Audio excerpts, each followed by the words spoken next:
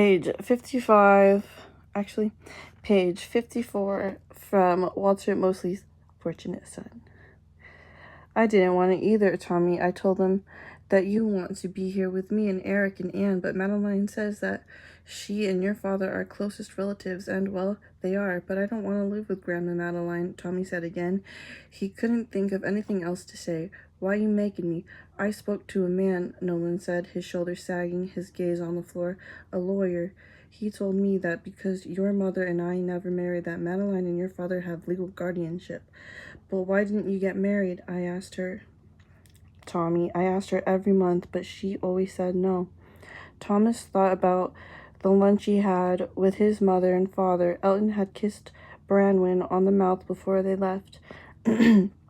At first, she seemed to be kissing him back, but then she pushed him away, and after that, she spent the day crying, looking up at Minas Nolan's sad face. Thomas knew somehow that he was the reason they could not marry. This knowledge was perfectly delineated by the dimness in his eyes. That's okay, Daddy. I know she loved you.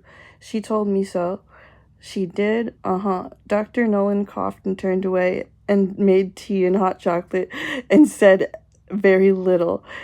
An hour later, the doorbell rang. Madeline Bierman and Elton Trueblood were admitted, and everyone sat together in the downstairs living room drinking coffee and talking. Thomas perched on the hassock in front... What the fuck is a hassock? Hassock? In front of the big chair where Minas Nolan sat. What the fuck? Oh, stupid. Just saying. Thomas is always welcome to come visit, the doctor said. Yeah, right. Maybe after a while, Madeline replied. But first he has to get used to living with us. Will you tell Eric where I am? Thomas asked Nolan. Don't interrupt Tommy, Elton told him. Grown-ups are talking. Which one of you will Thomas be staying with? Minas asked Madeline. Where Tommy lives ain't none of your business, man.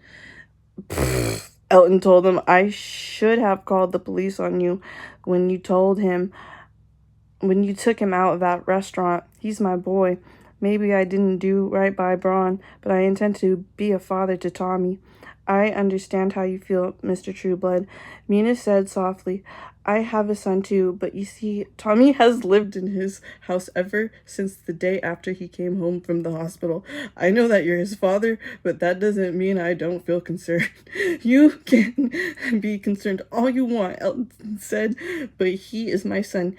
Hear you talking like you care so much. If you love them so much, how come you a doctor and she died right here under your roof? I wanted her to go to the hospital, Dr. Nolan whispered. I tried to convince her. Elton stood up and so did Madeline. Anne kissed Thomas and whispered, I'm a Vietnamese nigger. You remember what I told you about running. Dr. Nolan, no, Thomas, I love you. Chink, he said for the first time that Thomas could remember.